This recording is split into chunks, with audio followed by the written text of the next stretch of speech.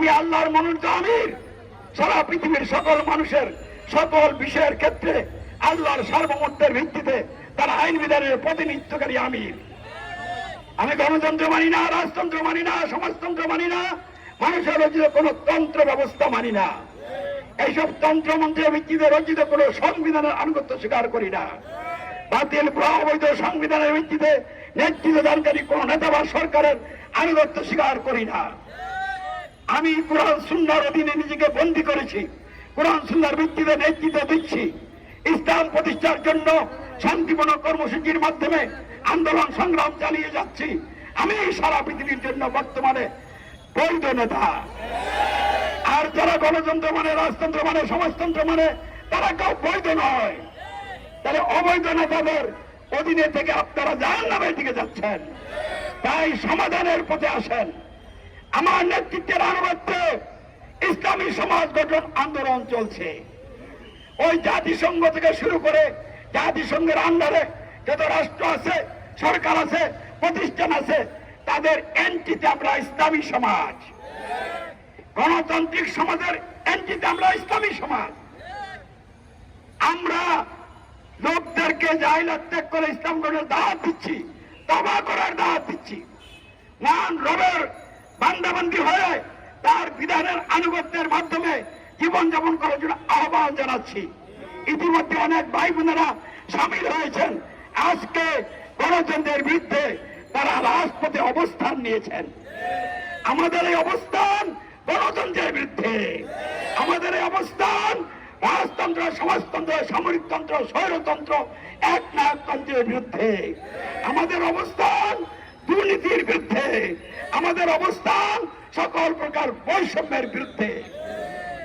আমরা ইসলামের পক্ষে সমাজ এবং রাষ্ট্রে ইসলাম প্রতিষ্ঠার জন্য রাজপথে নেমেছি। আমরা গণতন্ত্রের ঝুটপট নির্বাচন মানি না। এইসব নির্বাচনের নামে দেশের অর্থগুলিকে অপচয় করা হচ্ছে। তাই সব নির্বাচনের খেলা বন্ধ হওয়া উচিত। তাই সরকার, প্রশাসন, আলেম ওলামা, পীর মাশায়েখ সকলকে আমরা আন্তরিকভাবে আহ্বান করছি, মিথ্যার পথ ত্যাগ করেন। গণতন্ত্র জাহান্নামের পথ। গণতন্ত্র মানলে এ অবস্থায় মারা গেলে নিশ্চিত ঠিকানা হবে জাহান্নামের, আল্লাহর ঘোষণা। তাই গণতন্ত্রকে খতম করতে হবে। এই জন্য সাংবাদিক বন্ধুদেরকে বিশেষ দায়িত্ব পালন করতে হবে। আপনারা জুজুর ভয় করবেন না। ইন্ডিয়া, আমেরিকা, সারা পৃথিবীর সকল শক্তি আপনাদের বিরুদ্ধে মাঠে নেমে কিছুই করতে পারবে না যদি আপনারা আল্লাহর দিন প্রতিষ্ঠার জন্য আমার সাথে সহযোগিতা করেন। মোকাবেলা আপনারা করবেন না, আমি মোকাবেলা করবো ঈমান আর চরিত্র দিয়ে। লাঠি শুধু দিয়ে নয়, আল্লাহর কাছে এদেরকে সমর্থ করে দিব।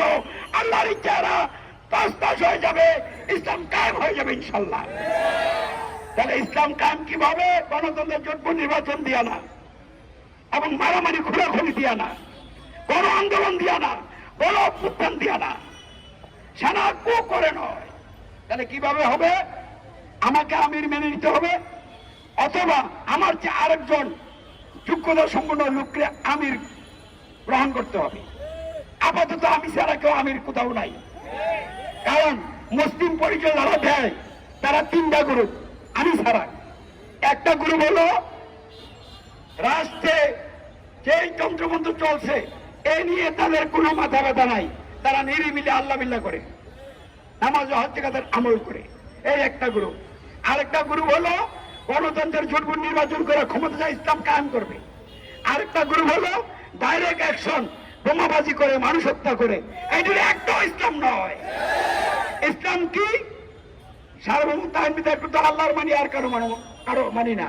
তার সত্য আনুগত্য বসে আল্লাহর করি করবো, তিনি আর করি না, আর কারো করি না, করবো না।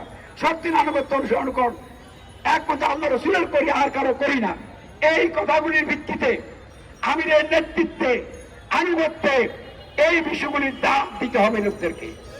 তাহলে দাওয়াতের মাধ্যমে দাওয়াত কবুলকারীদেরকে নিয়ে জাহেলি সমাজের এন্ডিতে ইসলামী সমাজ গঠন আন্দোলন গড়ে উঠবে। এই আন্দোলনের নেতা কর্মীদের উপরে গালি আসবে, মায়ের আসবে, জেল জুলুম আসবে। গালি শুনতে হবে, মায়ের খেতে হবে, জেল জুলুম ভোগ করতে হবে। আল্লাহর ইচ্ছা হিসেবে মেনে নিতে হবে। ইমানের পরীক্ষা, সবর ক্ষমা নীতি অটল থেকে আল্লাহর উপর নির্ভরশীল হয়ে অব্যাহতভাবে দাওয়াতি কাজ চালিয়ে যেতে থাকলে চূড়ান্ত পরীক্ষা আসবে। সারা বিশ্বের সকল মানুষের রচিত ব্যবস্থার কোরআন বিরোধী সংবিধানের ধারক বাহক নেতা নেত্রীরা সরকাররা সব ঐক্যবদ্ধ হয়ে এই আমির এবং এই আমিরের সঙ্গী সাথীর উপরে ঝাঁপিয়ে পড়বে।